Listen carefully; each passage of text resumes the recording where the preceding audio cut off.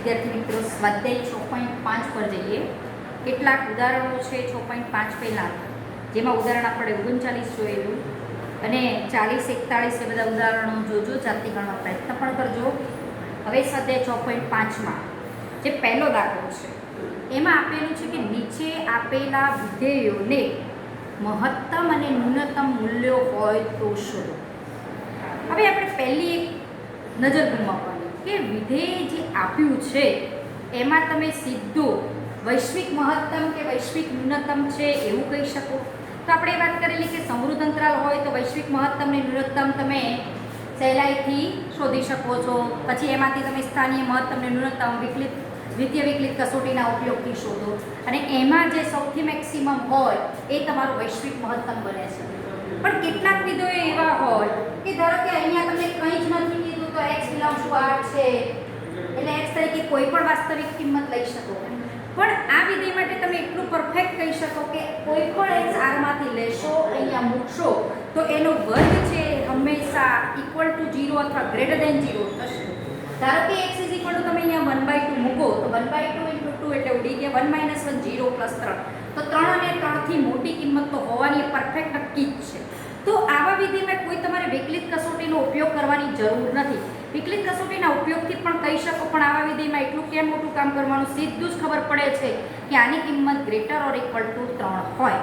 એટલે તમે અહીંયા એમ કહી શકો કે પ્રત્યેક x બિલોંગ્સ ટુ r માટે આ જે તમારો fx છે એ 3 અને 3 થી મોટો છે. 3 ક્યારે હશે?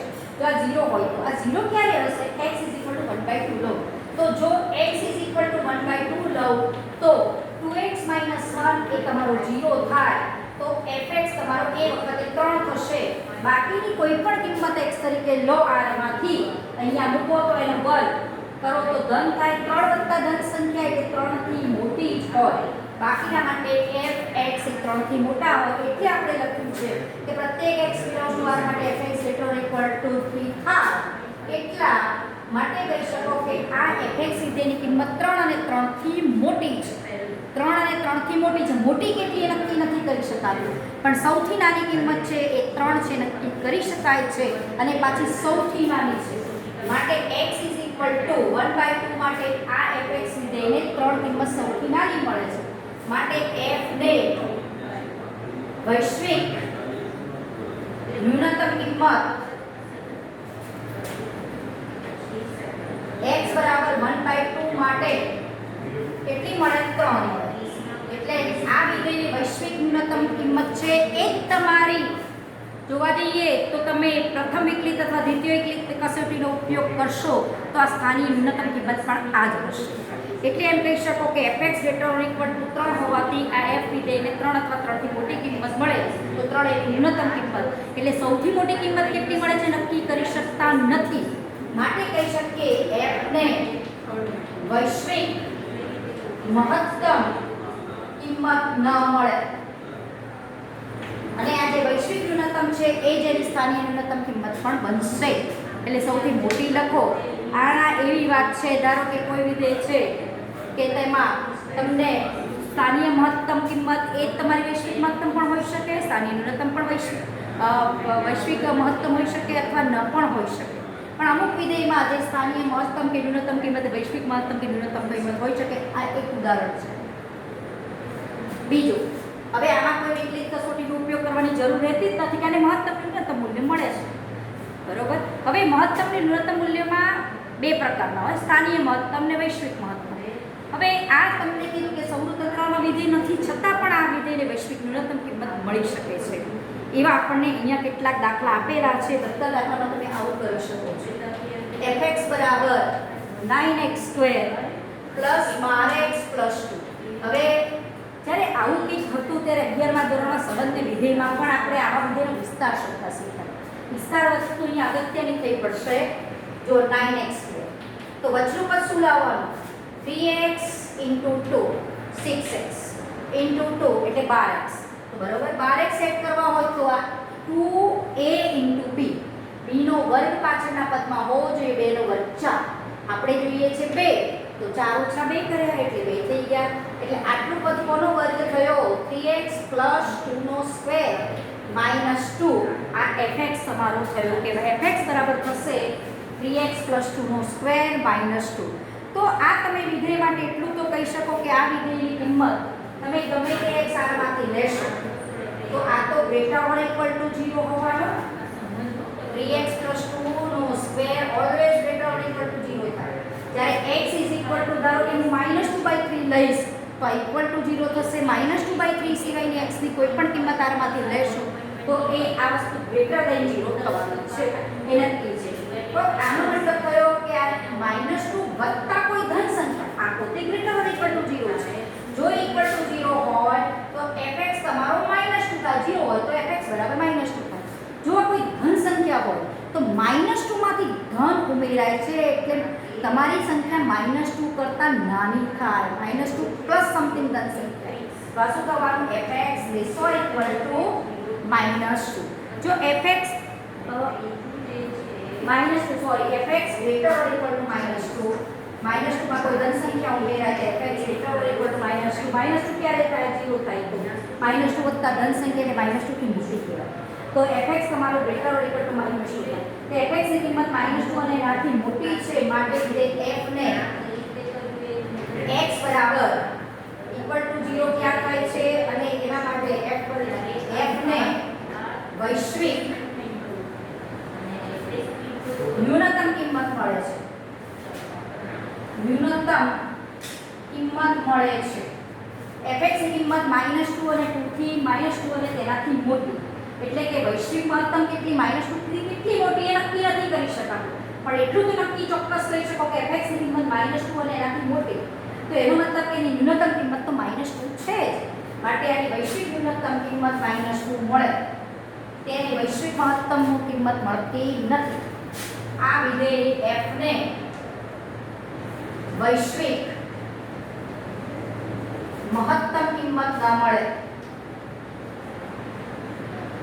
આ =0 ક્યાં થાય છે એ આગળ તમને આની વૈશ્વિક ન્યૂનતમ કિંમત મળતી હોઈ શકે. બરોબર. હવે એવું જ વિધેય છે ત્રીજું તમારું fx બરાબર -x - 1 નો સ્ક્વેર +10. તમે આમાં દ્વિતીય અને પ્રથમ વિકલિત કસોટીનો ઉપયોગ કરો તો તમને સ્થાનીય ન્યૂનતમ કિંમત મળશે અને એ પણ આટલી જ મળશે. એ સ્થાનીય ન્યૂનતમ એ જ તમારી વૈશ્વિક ન્યૂનતમ કિંમત આ પ્રકારના વિધેયમાં હોય છે. તો આ પ્રકારના વિધેયમાં કસોટીનો ઉપયોગ કરવાની કોઈ પણ કસોટી પ્રથમ કે દ્વિતીય વિકલિત કસોટીનો ઉપયોગ કરવાની જરૂર રહેતી જ નથી. કરો તો પણ થાય પણ ક્યાં કરવાની જરૂર છે. 2 સ્ટેપમાં દાખલો પૂરો થઈ જાય છે. હવે આગળનો જોઈએ ત્રીજો. બધા જે પહેલા દાખલામાં છે 4 દાખલા એમાં તમારે આ સમજવાનું છે. ત્રીજા દાખલામાં તમારી પાસે છે fx બરાબર -x - 1 નો સ્ક્વેર +10. આ આપણો ત્રીજો દાખલો છે. fx બરાબર -x - 1 નો સ્ક્વેર +10. હવે જો આ તમને કોઈ પ્રદેશ કીધો નથી તો તમે x તો r માંથી લેવાના. જો દરેક x r માંથી લઈએ તો x - 1 નો square always greater or equal to 0 થાય. જો x 1 લઉં તો આનો વર્ગ ઇક્વલ ટુ 0 થાય. 1 સિવાયની કોઈ કિંમત લઉં તો x - 1 નો વર્ગ ગ્રેટર ધેન 0 થાય. એને -1 વડે ગુણવાના છે. તો આ શું થશે? અસમતા બદલાશે. આ કિંમત કોઈ ઋણ થઈ -x - 1 નો સ્ક્વેર +10 છે. બરોબર. તો તમે એમ કહી શકો કે આ કિંમત ઋણ છે. આ કિંમત આખી ઋણ. 10 માં કોઈ ઋણ સંખ્યા ઉમેરાય તો fx એ 10 અને 10 થી ઓછો હોય. જો આ પોતે કિંમત 0 હશે તો fx 10 હશે. જો આ કિંમત પોતે તમારી ઋણ હોય તો 10 માંથી કોઈ સંખ્યા ઓછી ઋણ સંખ્યા છે તે બાદ થાય. બાદ થાય તો તમારો જે fx છે એ 10 અને 10 થી નાનો થવાનો એટલું નક્કી છે. બરોબર. fx ની કિંમત 10 અને 10 થી નાની. તો તમે એમ કહી શકો કે fx ની કિંમત 10 અને 10 થી નાની છે. તો મેક્સિમમ કિંમત કેટલી આની 10 અને મિનિમમ કિંમત કેટલી એ તમે નક્કી કહી શકતા નથી. એ ડિપેન્ડ્સ તમારા x ઉપર રાખશે કે x તમે r માંથી કેવો લો છો. તો આની fx ની કિંમત 10 અને 10 થી નાની તો તમે કહી શકો કે fx ની મેક્સિમમ કિંમત 10 છે. એનાથી નાની કેટલી એ નક્કી નથી કહી શકતા. માટે f ને વૈશ્વિક મહત્તમ કિંમત 10 મળે. પણ વૈશ્વિક ન્યૂનતમ કિંમત કેટલી મળશે એ કહી શકાતું નથી.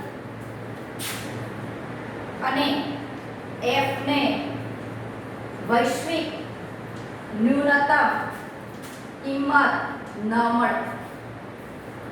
બરોબર. અને આનો ગ્રાફ તમે જોશો તો પરવલય શેપ થવાનો fx ને y કો તો પરવલય શેપ થવાનો એટલે એ જે શિરોબિંદુ આગળ જે શીર્ષ હશે ત્યાં તમારી વૈશ્વિક મહત્તમ કે ન્યૂનતમ કિંમત એના ઉપરથી નક્કી કરી શકાય. પણ બીજે ઉપરથી જ ખબર પડે fx ની કિંમત 10 અને 10 થી નાની તો મેક્સિમમ 10, મિનિમમ કેટલી એ નક્કી નથી.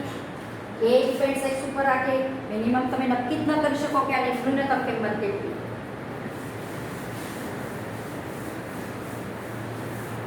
ચોથો છે fx બરાબર gx બરાબર x³ + 1.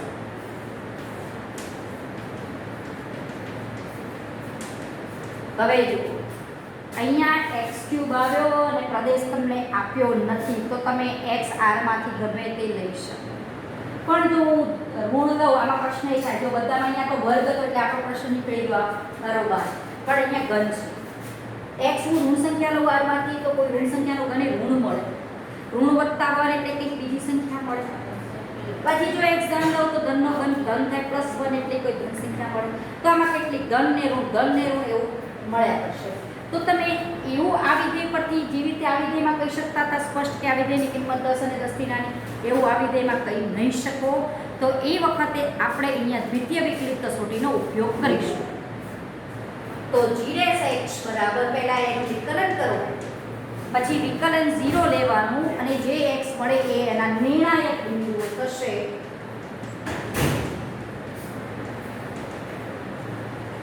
x0 મળે.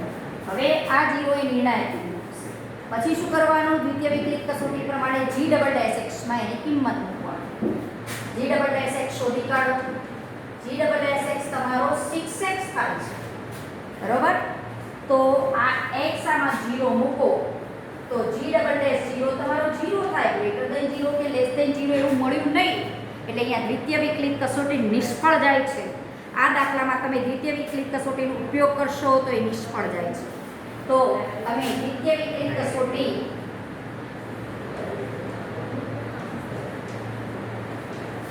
અહીં નિષ્ફળ જાય છે.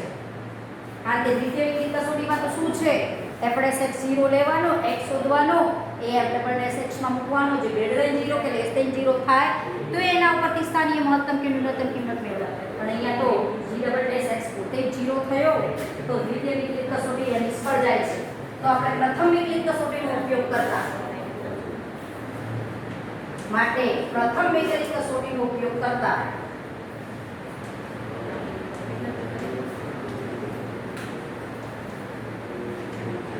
જ્યારે દ્વિતીય વિકલિત કસોટી ઉપયોગ નિષ્ફળ જાય તો પહેલી વિકલિત કસોટીનો ઉપયોગ કરો. અને તમે એવી પોસિબલ છે કે પહેલી સ્ટાઇલમાં તમે પ્રથમ વિકલિત કસોટી લીધી હોય અને એના ઉપરથી સ્થાનીય મહત્તમ કે ન્યૂનતમ કિંમત કહી શકતા હોય તો પણ સાચું છે. એટલે આપણે હવે પહેલી વિકલિત કસોટીનો જે ઉપયોગ છે એ કરશું. તો અહીંયા મને મળે છે g' બરાબર 0 એના ઉપરથી x બરાબર 0. હવે આપણી પ્રથમ વિકલિત કસોટી તો એમ કહે છે કે f' 0 લો x શોધો નિર્ણાયક બિંદુ આગળ. નિર્ણાયક બિંદુથી નાની કિંમત ધારો કે આ x મારો અહીંયા 0 બને આ મારો 0 બને. 0 થી નાની કોઈ કિંમત વિચારો નજીકની 0 થી મોટી કોઈ નજીકની કિંમત વિચારો. તો એ માટે તમને f' કેવો અહીંયા g' કેવો મળે છે એ જોવાનું.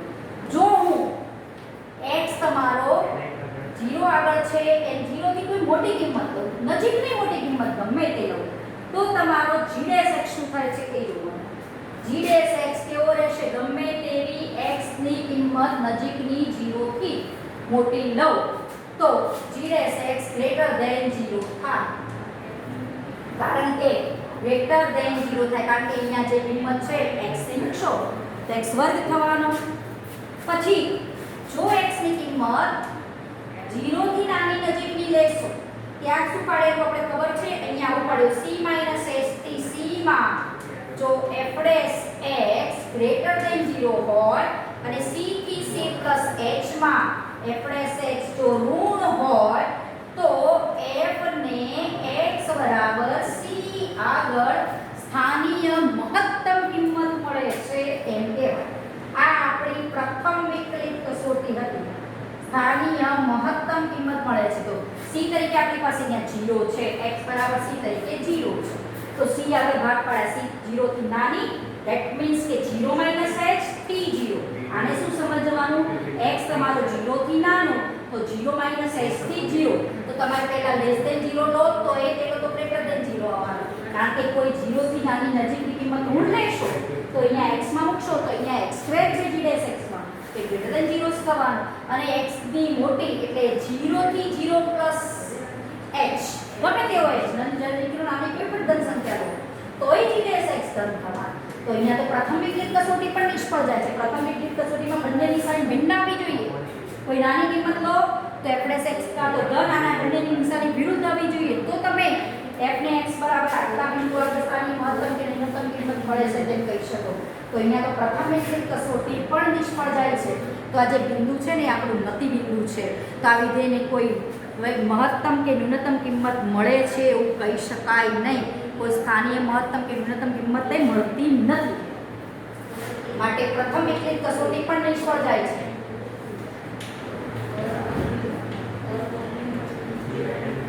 કેમ ખબર છે, આમ આપણે ગ્રાફ જોયેલો એક વખતે fx બરાબર અને y વિચારો, gx બરાબર y, x3 બરાબર y નો આલેખ આવો હતો કિનાર હોય આમાં હોય.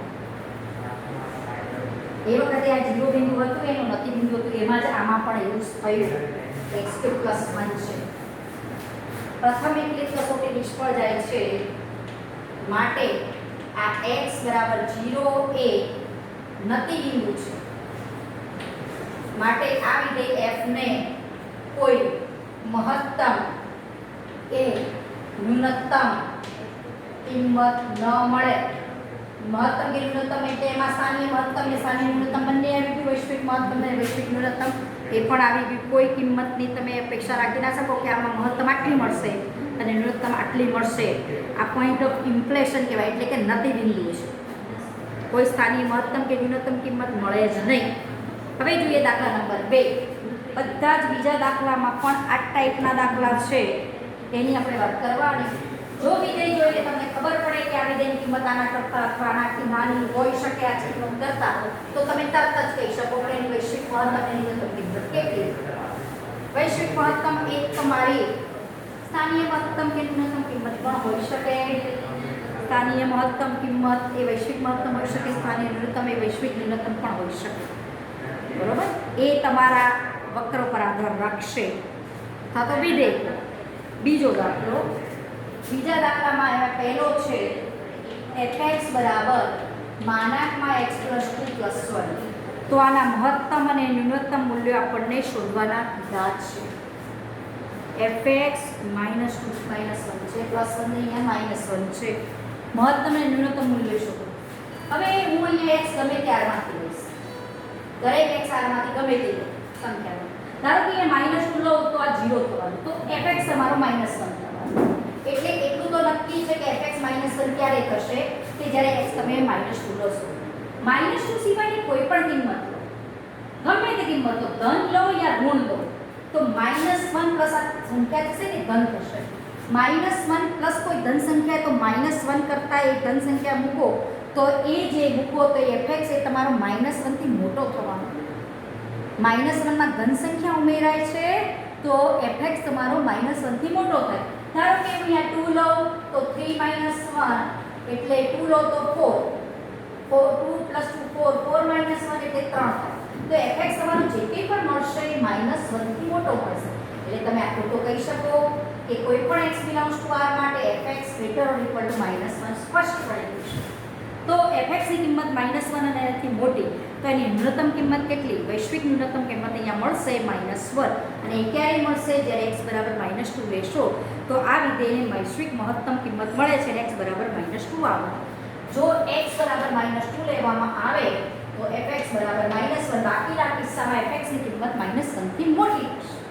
માટે f ને વૈશ્વિક ન્યૂનતમ કિંમત -1 મળે છે. વૈશ્વિક મહત્તમ કિંમત મળતી નથી. વૈશ્વિક મહત્તમ કિંમત ન મળે. આ વિધેયને વૈશ્વિક મહત્તમ કિંમત મળતી નથી, ન્યૂનતમ મળે છે. એવો જ છે બીજો કરજો દાખલો. ત્રીજા દાખલાની વાત કરીએ, દાખલા નંબર 3. બીજો હોમવર્કમાં કરજો દાખલા નંબર 3. ત્રીજા દાખલામાં છે આપણી પાસે hx બરાબર sin 2x + 5. hx બરાબર sin 2x + 5. તો અહીંયા પણ આપણે કોઈ વિકલિત કસોટીનો ઉપયોગ કર્યા સિવાય પણ કહી શકીએ છીએ કે sin 2x તો તમારી જે વિધેય છે એનો વિસ્તાર -1 થી 1 છે, એની કિંમત -1 અને 1 ની વચ્ચે મળે, +5 કરો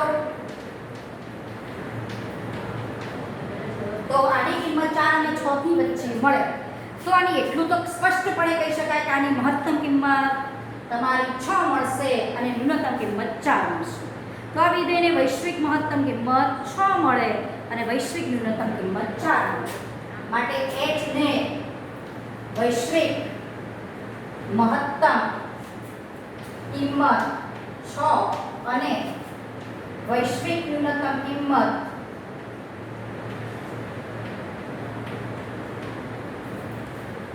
4 મળે.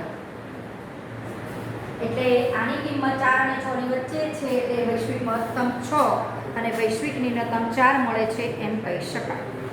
આમાં કોઈ દ્વિતીય કે પ્રથમ વિકલિત કસોટીનો ઉપયોગ કરવાની જરૂર નથી.